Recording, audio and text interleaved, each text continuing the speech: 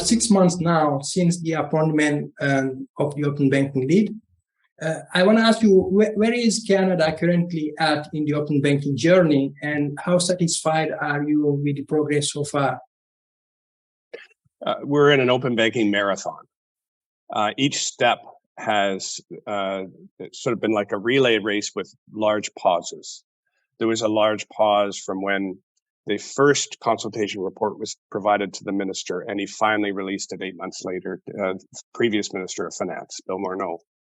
There was a pause between when that report was released and when we finally started the second round of consultation 10 months after that in December 2020. There was a delay from when that report was released in April of 2021, given to the minister, to when it was released in August 2021. So we fits and starts. This has not been seamless transition between the different stages. So it's great that ultimately Abraham Tashjian was appointed. He's moving in a transparent process where he's putting everything up on the web. I'm thrilled to see that. I think he's showing, as he did during the second round consultations, showing that he's a strong professional, understands the issues and moving things along. But my concern is there's going to be another pause at some point here. And my other concern is we've got to address some big issues like governance before we can move ahead too far. So I'm worried about another pause, another speed bump that ends up being actually a barrier that we sit and wait at. And we don't need those, not anymore of them. We're too far behind already. Right.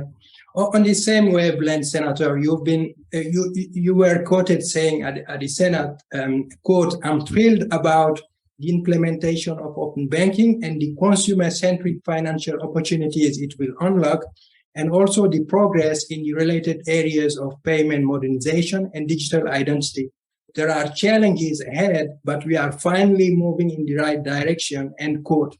Speaking about challenges, a wake-up call article by Bedakit, that's an independent publication covering tech innovation in Canada, came out a few weeks ago and tells about open banking working group failing to address critical governance and standards issues.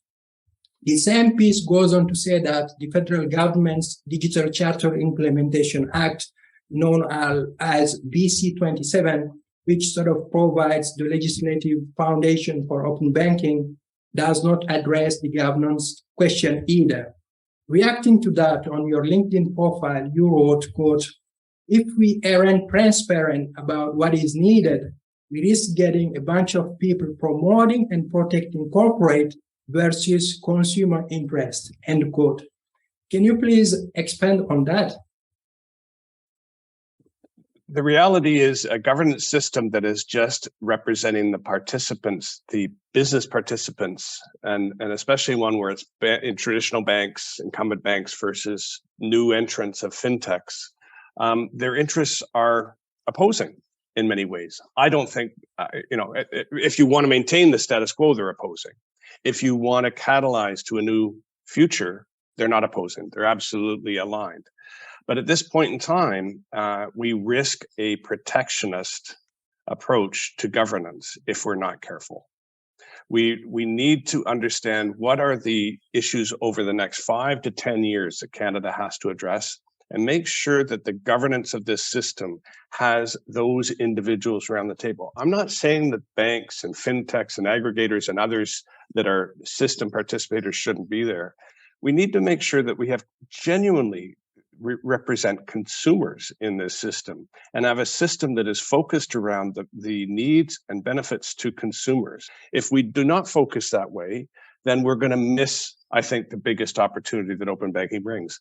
The other is we've got to move towards open data in Canada. And as you well know, Mahi, the rest of the world is moving in that direction. We're still in the starting points.